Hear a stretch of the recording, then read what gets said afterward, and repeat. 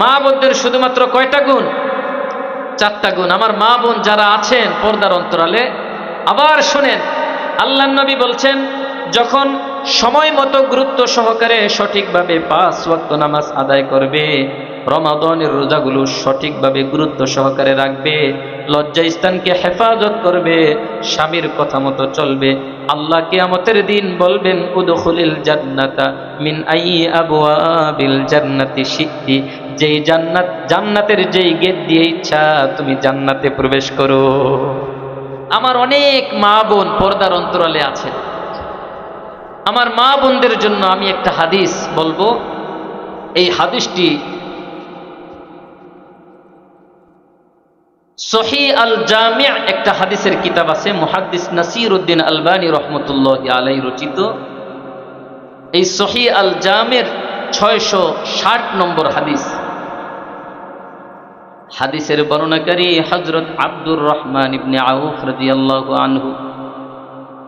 তিনি বলেন, নবী করিম সাল্লাল্লাহু আলাইহি ওয়াসাল্লাম ইরশাদ করেছেন, ইযা সাল্লাতিল মারআতু খামসাহা ওয়া সামাত শাহরাহা ওয়া হাসসানাত ফারজাহা ওয়া আতাআত যাওজাহা কিলা লাহা উদখুলিল জান্নাতা মিন আইয়ি আবওয়াবিল জান্নাতি শি'তি।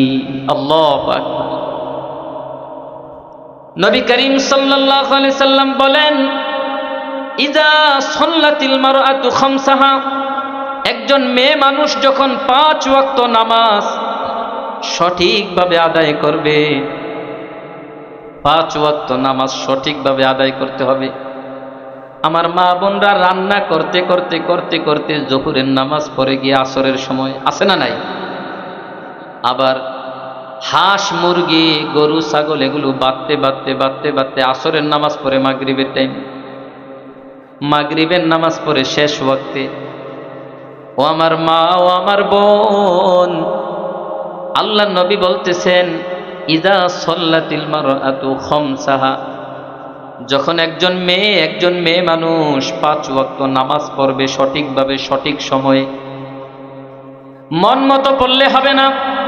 ইন্না সলাতা কানাত আলাল মুমিনিনা কিতাবাম মাওকুতা, আল্লাহ সুবহানাহু ওয়া তাআলা বলেন, মুমিনের উপর নামাজ সঠিক সময়ে নির্ধারিত সময়ে ফরজ করা হয়েছে। সুতরাং মন মতো নামাজ পড়লে হবে না, ওয়াক্ত মতো নামাজ পড়তে হবে।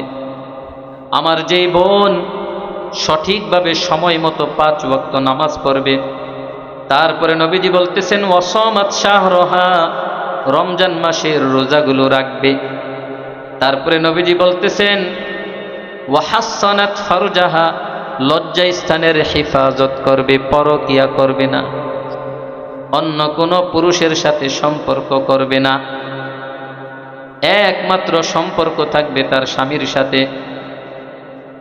ওয়াহাসসানাত ফারজাহা ওয়া আতাআত যাওজাহা, শেষে নবীজি বললেন, আর সে তার স্বামীর ইতাআত করবে, স্বামীর অনুসরণ করবে, স্বামীকে মানবে, স্বামীর কথাগুলো শুনবে। তাহলে মা বোনের কয়টা? মাত্র 4টা গুণ দরকার। 1 নম্বরে 5 ওয়াক্ত নামাজ সঠিক সময়ে সঠিকভাবে গুরুত্ব সহকারে আদায় করা। 2 নম্বরে রমজান মাসের রোজাগুলো গুরুত্ব সহকারে রাখা। 3 নম্বরে লজ্জা স্থান হেফাজত করা। 4 নম্বরে স্বামীর কথা মতো চলা। যতক্ষণ পর্যন্ত স্বামী আল্লাহর কোনো নাফরমানির অর্ডার না দিবে, স্বামীর কথা ততক্ষণ মানব যতক্ষণ পর্যন্ত আল্লাহর কোনো নাফরমানির অর্ডার না দিবে। যদি আল্লাহর নাফরমানি করতে বলে তাহলে আবার মানা যাবে না। বলতেছে না তুমি নামাজ পড়তে পারবা না, স্বামীর কথা শুনে নামাজ ছাড়া যাবে? যাবে না। কারণ লা তাআতা লিমাখলুকিন ফি মাসিয়াতিল খালিক, মহান রব্বুল আলামিনের নাফরমানি হয়ে যায় এমন কাজে কোনো মাখলুকের অনুসরণ করা যাবে না, কোনো মানুষের কোনো মাখলুকের কথা শোনা যাবে না। সূরা লুকমানের মধ্যে আল্লাহ বলেন, যদি মা বাবাও হয়, ওয়া ইন জাহাদাকা লিতুশরিকা বি, আর মা বাবা যদি শিরিক করতে বলে, ফালা তুতিউহুমা, মা বাবার সাথে শিরিক করা যাবে না। ওয়া সাহিবুহুমা ফিদ দুনিয়া মারুফা, তবে দুনিয়ার বুকে তাদের সাথে বেয়াদবিও করা যাবে না। যেখানে মা বাবার কথা শোনা যাবে না, যদি শিরিক করতে বলে, তাহলে মা বাবার কথায় শিরিক করা যাবে না, রবের নাফরমানি করা যাবে না, কিন্তু তাদের সাথে বেয়াদবিও করা যাবে না। আর স্বামী যদি স্ত্রীকে আল্লাহর নাফরমানির কথা বলে, তাহলে আল্লাহর নাফরমানির ক্ষেত্রে স্ত্রী স্বামীর কথা শুনবে না, কিন্তু যতক্ষণ পর্যন্ত শরীয়তের গণ্ডিতে থেকে স্বামী যত কথা বলবে, স্ত্রী সেগুলো শুনতে বাধ্য। শরীয়তের গণ্ডির ভিতরে থেকে স্বামী যা বলবে সেটা স্ত্রীর শুনতে হবে। স্বামীর কথা মতো যে স্ত্রী চলে, এই 4 গুণ যদি কোনো বোনের ভিতরে থাকে, নবীজি সাল্লাল্লাহু আলাইহি সাল্লাম বলতেছেন, কিলা লাহা, তাকে বলা হবে, উদখুলিল জান্নাতা, তুমি জান্নাতে প্রবেশ করো, মিন আইয়ি আবওয়াবিল জান্নাতি শি'তি, জান্নাতের যেই গেট দিয়ে ইচ্ছা তুমি জান্নাতে প্রবেশ করো। সুবহানাল্লাহ।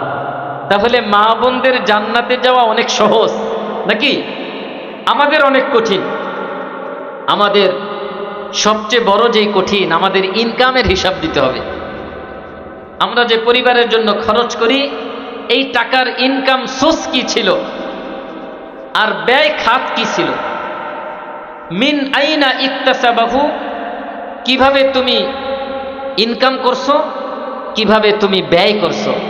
ইনকাম সোর্স এবং ব্যয় খাত, এই দুইটার হিসাব আমাদের দিতে হবে, কিন্তু মা বোনদের এই হিসাব নাই। আছে কি? কারণ তারা তো আমাদের অধীনে। মা বোনদের শুধুমাত্র কয়টা গুণ?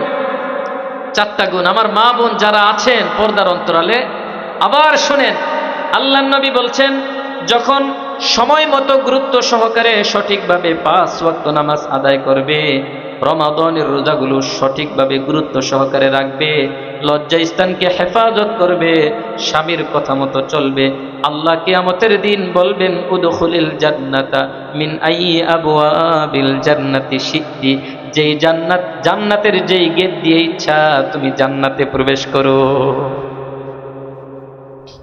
আমরা যারা বাবা আছি, মেয়েকে কি আমরা এই তালিম দিতে পারি না? পারি কি না? স্বামীর কথা মতো চলার মতো এই তালিমটা আমরা দিতে পারি কিনা? কিন্তু আমরা তো উল্টাটা করি। আমরা বলি, তোর জামাই যদি বেশি কথা বলে জানাইস, ওর খবর আছে, এরকম বলি কি বলি না?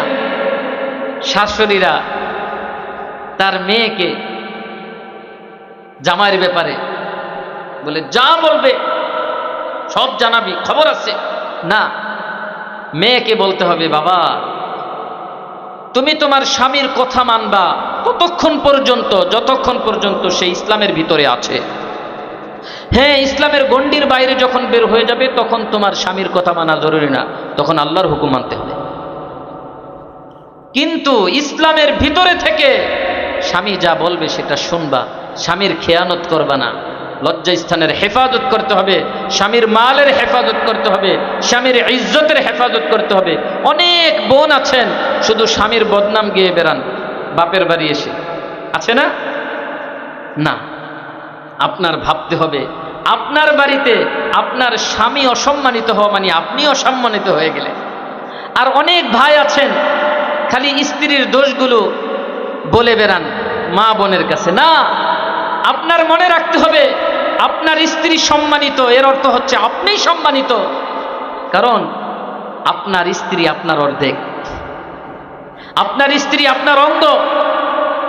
আপনার ভিতরে এই ব্যথা আসতে হবে, এই হাতে ব্যথা পাইলে আমার যেমন ব্যথা মাথায় চলে যায়, আমার স্ত্রীটা কষ্ট পাইলে এই কষ্টটা আমার মাথায় আসতে হবে। আবার স্ত্রীকে এই মন মানসিকতা লালন করতে হবে, আমার হাতে ব্যথা পাইলে যেমন আমি মাথার ভিতরে আমার ব্রেনে এই আঘাত চলে আসে, আমার স্বামীটা যদি কষ্ট পায় সেটাও আমার ব্রেনে আসতে হবে।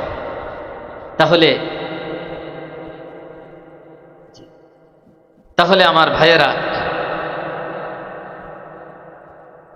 মা বোনদের জান্নাতে যাওয়া সহজ না কঠিন? অনেক সহজ, শুধু সহজ নাকি অনেক সহজ? অনেক সহজ। আল্লাহ আমার মা বোনদেরকে এই গুণগুলো অর্জন করার তৌফিক দান করেন, আমিন।